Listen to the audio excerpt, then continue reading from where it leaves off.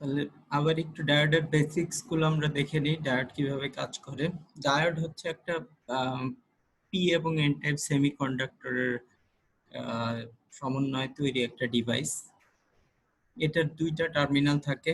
একটা টার্মিনালকে আমরা বলি অ্যানোড, যেই পি টার্মিনাল যেটা অর্থাৎ পজিটিভ সাইড যেটা আমরা বলে থাকি, সেই টার্মিনালটাকে আমরা বলি অ্যানোড। আর আরেকটা টার্মিনাল থাকে যেটা হচ্ছে গিয়ে ক্যাথোড। এটা যেটা এন টার্মিনাল যেটা থাকে, নেগেটিভ সাইড যেটা, সেটাকে বলি ক্যাথোড। ডায়োডের মেইনলি দুইটা বায়াসিং নিয়ে আমরা ইন্টারেস্টেড। একটা হচ্ছে ফরওয়ার্ড বায়াস। ফরওয়ার্ড বায়াস হচ্ছে ডায়োডের পজিটিভ টার্মিনালের ভোল্টেজ নেগেটিভ টার্মিনালের ভোল্টেজের চেয়ে যদি বেশি হয়, তাহলেই একটা ডায়োড ফরওয়ার্ড বায়াস হয়ে যায়। তার মানে এখানে সম্পর্কটা হচ্ছে গিয়ে একটার সাপেক্ষে আরেকটা। একটা যদি 0 ভোল্ট হয় আর একটা যদি 1 ভোল্ট হয়, বা 1 ভোল্টের চেয়ে কম, ধরো 0.8 ভোল্ট 0.7 ভোল্ট এরকম হইলেও সেটা এটা ফরওয়ার্ড বায়াস হয়ে যাবে। সিমিলারলি যদি এই ভোল্টেজটা ক্যাথোডের ভোল্টেজটা নেগেটিভ হয়, অর্থাৎ ক্যাথোডের ভোল্টেজ -1, আর অ্যানোডের ভোল্টেজ যদি -0.1 হয় বা 0.2 হয়, তাহলে অ্যানোডে নেগেটিভ ভোল্টেজ আছে, কিন্তু ক্যাথোডের চেয়ে অ্যানোডে ভোল্টেজ বেশি। সামহাউ একটা নির্দিষ্ট মানের ভোল্টেজের চেয়ে যদি বেশি হয়, সেটা ডায়োডটা কিসের তৈরি তার উপর নির্ভর করে। অ্যানোডের ভোল্টেজ ক্যাথোডের ভোল্টেজের চেয়ে বেশি হইলেই ডায়োড ফরওয়ার্ড বায়াস হতে পারে। আর আরেকটা অপশন হচ্ছে diode reverse bias. Reverse bias হচ্ছে যে অ্যানোডের ভোল্টেজ ক্যাথোডের ভোল্টেজের চেয়ে কম, একটা ভোল্টেজ আরেকটা ভোল্টেজের চেয়ে কম হইলে, অ্যানোডের ভোল্টেজটা কম হইলেই ডায়োড রিভার্স বায়াসে চলে যায়। ফরওয়ার্ড বায়াসের বৈশিষ্ট্য কি কি? ফরওয়ার্ড বায়াসে ডায়োড টার্ন অন হয়। ডায়োড, তার মানে ডায়োডের ভিতর দিয়ে কারেন্ট ফ্লো করতে পারে। ওকে,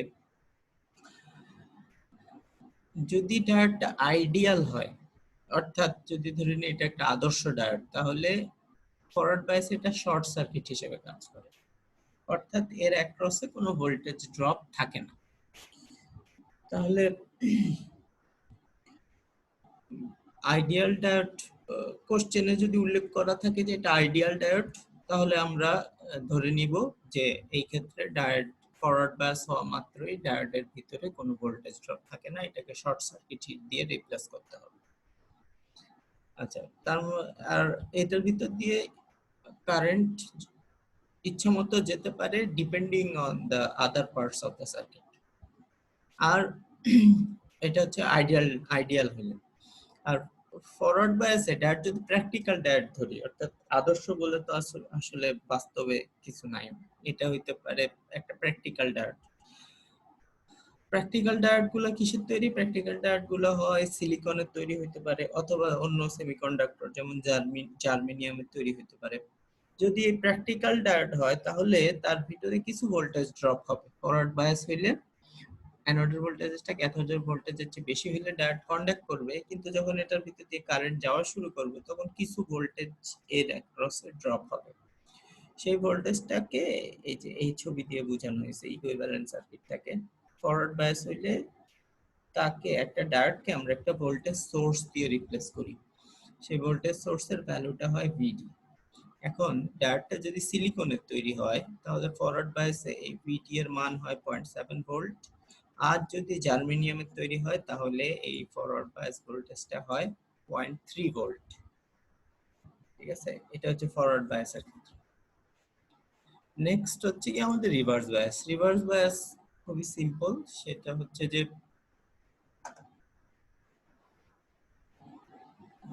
সেটা এখানে একটু মিস্টেক হয়ে গেছে, এটা রিভার্স বায়াস হবে। এটা রিভার্স বায়াস ডায়োড হয় টার্নড অফ। রিভার্স বায়াস যদি টার্নড অফ হয়, তাহলে রিভার্স বায়াসে যেটা ঘটবে সেটা হচ্ছে যে আমাদের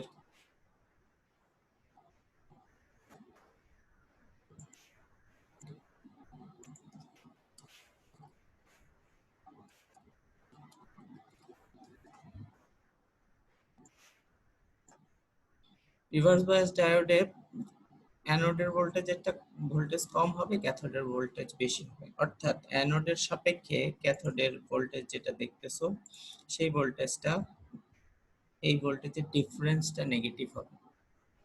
তাহলে রিভার্স বায়াসে একটা ডায়োডের ভিতর দিয়ে কোনো কারেন্ট যায় না, অর্থাৎ আইডি সমান সমান 0 হয়। এবং যেহেতু কোনো কারেন্ট যায় না, তার মানে রিভার্স বায়াস কন্ডিশনে একটা ডায়োড ওপেন সার্কিট হিসেবে কাজ করবে। এটা আইডিয়াল ডায়োড হোক বা প্র্যাকটিক্যাল ডায়োড হোক, সব ক্ষেত্রেই এটার ভিতর দিয়ে 0 কারেন্ট ফ্লো করবে। বাস্তবে এটার ভিতর দিয়ে খুবই সামান্য একটা কারেন্ট যায়, যেটা গত ক্লাসে স্লাইডে দেখানো হয়েছিল। আইএস নামে একটা কারেন্ট যায়, রিভার্স স্যাচুরেশন কারেন্ট বলে। যে কারেন্টটার মান ন্যানো অ্যাম্পিয়ার, 10⁻⁻14 অ্যাম্পিয়ার, এই লেভেলের একটা কারেন্ট যায়।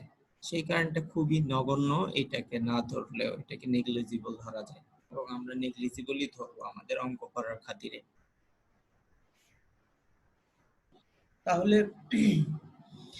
ফরওয়ার্ড বায়াস রিভার্স বায়াসের বেসিকটা আমরা বুঝতে পারলাম। এখন তাহলে আমরা আরেকবার এক রিক্যাপ, সেটা হচ্ছে যে অ্যানোডের ভোল্টেজ ক্যাথোডের ভোল্টেজের চেয়ে বেশি হইলেই ডায়োড ফরওয়ার্ড বায়াস হবে।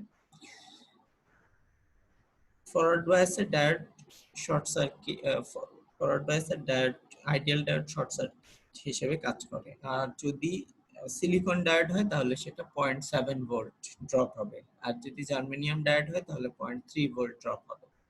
তাহলে যদি প্র্যাকটিক্যাল ডায়োড বলে, তাহলে আসলে অ্যানোডের ভোল্টেজটা ক্যাথোডের ভোল্টেজের চেয়ে অ্যাটলিস্ট 0.7 এর চেয়ে বেশি হইতে হবে সিলিকন ডায়োডের ক্ষেত্রে, তাহলে ডায়োড ফরওয়ার্ড বায়াস হবে।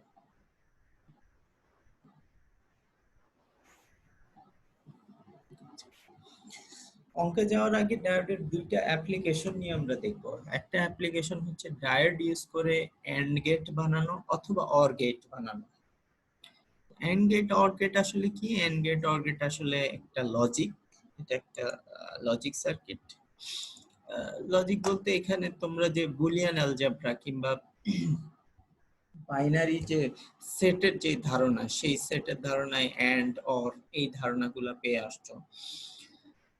অর বলতে আসলে ডিজিটাল লজিকে ধরো কোনো একটা আউটপুট আছে ওয়াই, এই আউটপুটটা যদি দুইটা আউটপুটের সমন্বয় হয় তাহলে এ, দুইটা ইনপুটের সমন্বয় যদি হয় তাহলে এ প্লাস বি,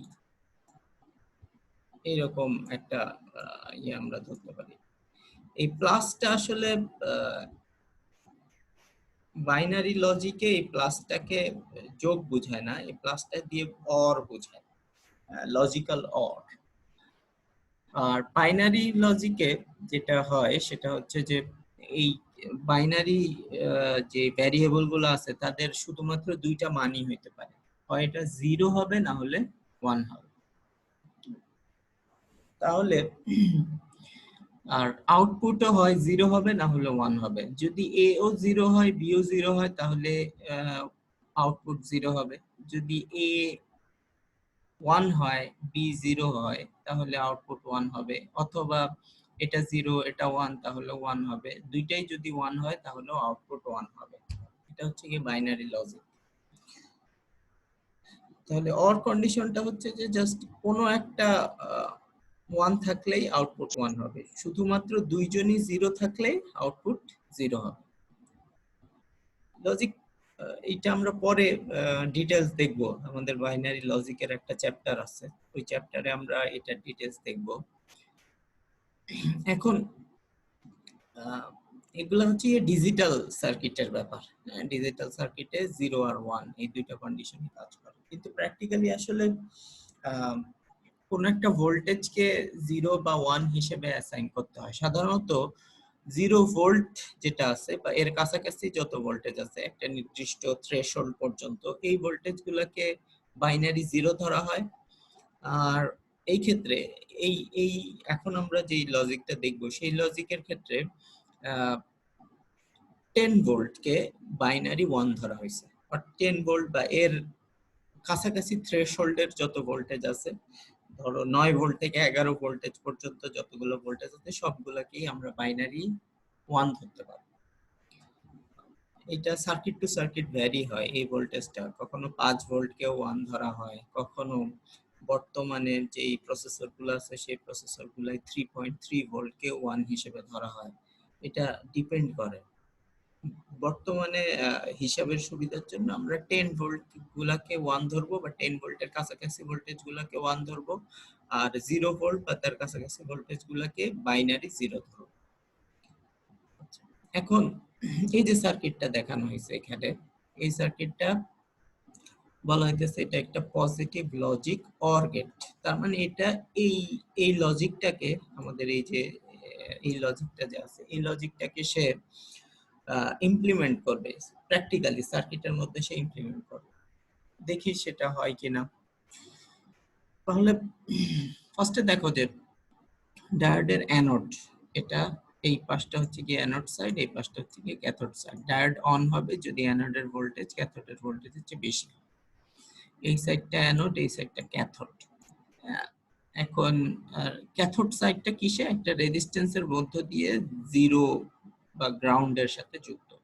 তার মানে এই ভোল্টেজগুলা, এই যে এই পয়েন্টের তার অ্যানোডের যে ভোল্টেজগুলো, সেই ভোল্টেজগুলো জিরো এর কাছাকাছি একটা ভোল্টেজ হবে, যেহেতু সে জিরোর সাথে যুক্ত। আর অন্য সাইডে তো যদি অন্য সাইডে তো আমাদের 10 ভোল্ট বা 0 ভোল্ট বা কিছু একটা যুক্ত আছে। এখন ধরো এই কন্ডিশনে যে ডায়োডটা এখন যে সার্কিটের ভিতরে আছে সেই সার্কিটটাকে আমরা যদি রিড্র করি, তাহলে ব্যাপারটা দাঁড়াচ্ছে এরকম যে ডায়োড 1 তার সাথে একটা 10 ভোল্ট যুক্ত, ডায়োড 2 তার সাথে অন্য টার্মিনালে অর্থাৎ অ্যানোডের সাথে 0 ভোল্ট যুক্ত। এখন আউটপুটে কি পাবো আমরা, রাইট? আউটপুটে কি পাবো, যেহেতু এই পাশে 0 ভোল্ট যুক্ত, অ্যানোডের এই পাশে 0 ভোল্ট যুক্ত, অন্য সাইডেও গ্রাউন্ডের সাথে যুক্ত, এই ডায়োডটা আসলে কন্ডাক্ট করবে না। যেহেতু ধরে নিয়ে এটা একটা প্র্যাকটিক্যাল ডায়োড, প্র্যাকটিক্যাল ডায়োডে অ্যাটলিস্ট অ্যানোডের ভোল্টেজ ক্যাথোডের ভোল্টেজ যদি একটা সিলিকন ডায়োডই ধরে নেই, এই দুইটাই সিলিকন ডায়োড ধরে নেই, তাহলে এই ভোল্টেজটার চেয়ে 0.7 বেশি হইতে হবে। এখন এই পাশে ভোল্টেজ যাই হোক, এই পাশে 0.7 ভোল্টেজ বা তার বেশি ভোল্টেজ দেয়া নেই, এই কারণে D2 কন্ডাক্ট করবে না। D1 এর কি অবস্থা, D1 এর অ্যানোডের সাথে 10 ভোল্ট যুক্ত আছে, আর অন্য সাইডে একটা রেজিস্ট্যান্সের থ্রুতে গ্রাউন্ডের সাথে যুক্ত আছে। সো এই ডায়োডটা কন্ডাক্ট করবে। এই ডায়োডটা যদি কন্ডাক্ট করে তাহলে এটা কি করবে, তাহলে এখানে এটার অ্যাক্রসে 0.7 একটা ভোল্টেজ ড্রপ হবে। তো 0.7 টা একটা ভোল্টেজ ড্রপ হলে 10 থেকে 0.7 বাদ দিলে আমরা এই পাশে 9.3 ভোল্টেজ পাবো। অর্থাৎ আমার আউটপুট যেটা ভি নট, সেই ভি নটটা 9.3 মানের একটা ভোল্টেজ দেখাবে। যেহেতু এইটা একটা, এই ভোল্টেজটা হাই, 10 এর কাছাকাছি একটা ভোল্টেজ, সেহেতু এটাকে লজিক্যালি 1 হিসেবে ধরা যায়। তার মানে আউটপুটে আমরা কি পাচ্ছি, আউটপুটে আমরা পাচ্ছি লজিক্যাল 1, একটা হাই ভোল্ট, হাই পাওয়া মানে হচ্ছে 1, আর লো বা জিরোর কাছাকাছি কিছু পাওয়া মানে হচ্ছে গিয়ে 0। এতে কি দিছিলাম, এই যদি এই ইনপুটটাকে আমরা এই ইনপুট ধরি, তাহলে এতে দেওয়া হয়েছিল 10 ভোল্ট অর্থাৎ লজিক্যাল 1, আর বি তে দেওয়া হয়েছিল লজিক্যাল 0, 0 ভোল্টের কাছাকাছি একটা ভোল্টেজ দেওয়া হয়েছে, সেটা 0। সো 1 আর 0 কে অর করলে 1 পাওয়া উচিত, এবং সেটাই আমরা পাইলাম। একইভাবে যদি এই কানেকশনটা উল্টায় দেই, তাহলে 0 আর 1 কে অর করা হইতো, তাহলেও আমরা 1 পাইতাম। দুইটাই যদি 10 ভোল্ট হইতো, তাহলেও আমরা এখানে 1 পাইতাম। অর্থাৎ 1 প্লাস 0, 0 প্লাস 1 অথবা 1 প্লাস 1 সব কয়টাই এখানে 0 পাওয়া যাবে। আর যদি এরকম হয় যে দুইটাই 0, তাহলে কি হতো, এখানে দুইটারই অ্যানোডে 0 ভোল্টেজ যুক্ত, তাহলে কোনো ডায়োডই কন্ডাক্ট করতো না। কোনো ডায়োডই কন্ডাক্ট না করলে আউটপুটে আমরা কি পেয়ে যাইতাম, আউটপুটে কোনো কারেন্ট ফ্লো হইতো না, ফলে গ্রাউন্ডের এইটার এখানে কোনো ভোল্টেজ ড্রপ হইতো না, ফলে আউটপুটে ডিরেক্ট আসলে গ্রাউন্ডের ভোল্টেজটা পাওয়া যেত, অর্থাৎ 0 ভোল্ট পাওয়া যেত। এই কারণে ইনপুটে যদি 0 থাকতো দুইটার ইনপুটে, তাহলে আউটপুটে আসলে কোনো ভোল্টেজই দেখাইতো না। কোনো ভোল্টেজ দেখানো না মানে 0 পাওয়া। সো এ আর বি দুইজনই যখন 0, এ আর বি দুইজনই যখন 0, তখন তাদের আউটপুটে 0 পাওয়া যাইত। এটাই হচ্ছে গিয়ে লজিক্যাল অর এর কন্ডিশন। তার মানে এই সার্কিটটা একটা অর গেট হিসেবে কাজ করতে পারে। অর গেটের বিস্তারিত বিবরণ আবার সামনে দেখবো আমরা লজিক সার্কিটে, তখন আরো পরিষ্কার হয়ে যাবে ব্যাপারটা। সিমিলারলি এই সার্কিটটা এন্ড গেট হিসেবে কাজ করবে, পজিটিভ এন্ড গেট হিসেবে কাজ করবে। ওকে, সো এন্ড গেটের কন্ডিশন আমরা দেখে নেই। এন্ড গেটের কন্ডিশন কি? এন্ড গেটের কন্ডিশন হচ্ছে গিয়ে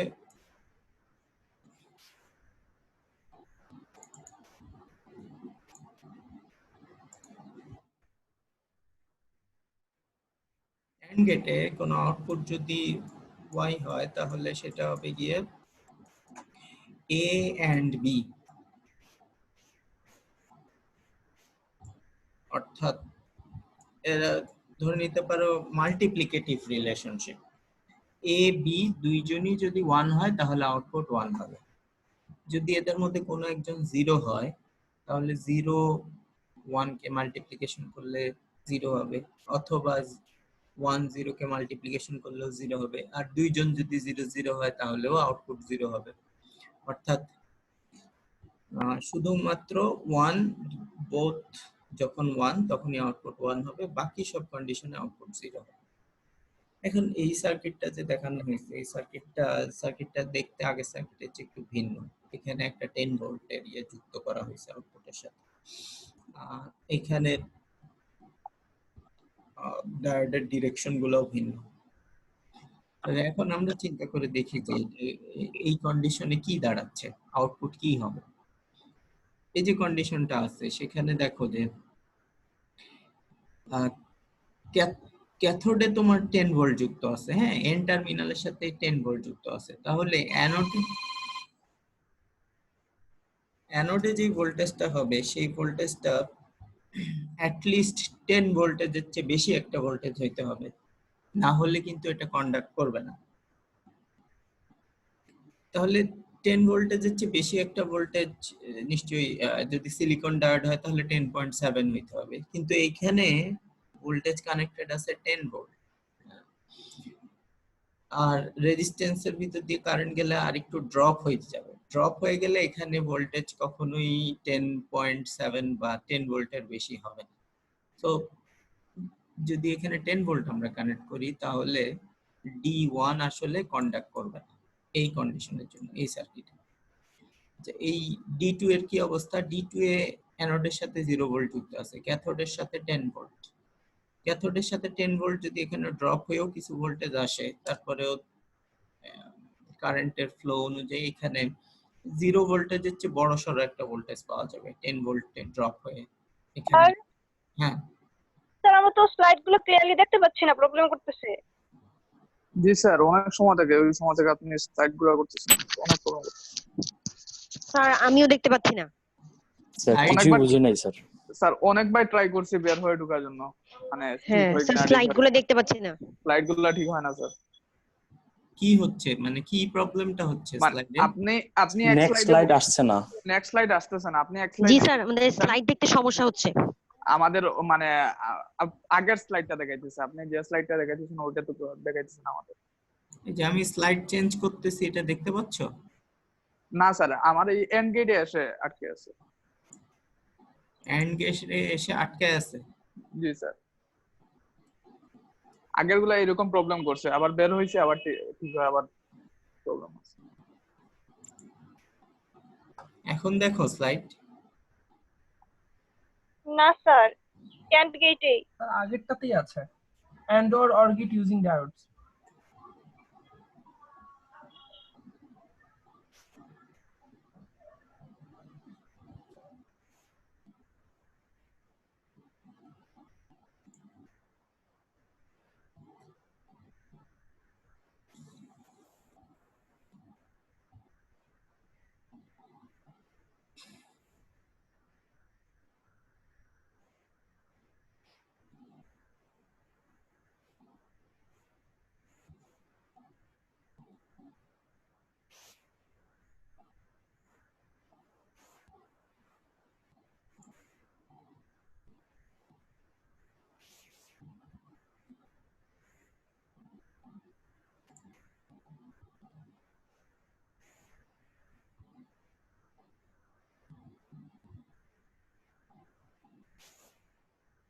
এখন কি স্লাইড দেখতে পাও?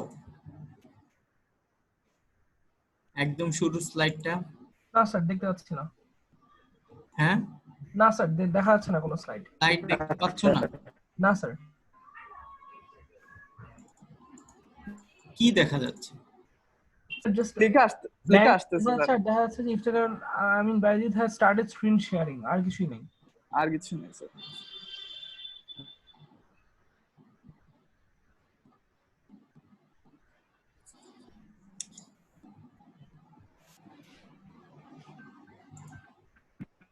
না স্যার কিছুই দেখা যাচ্ছে না।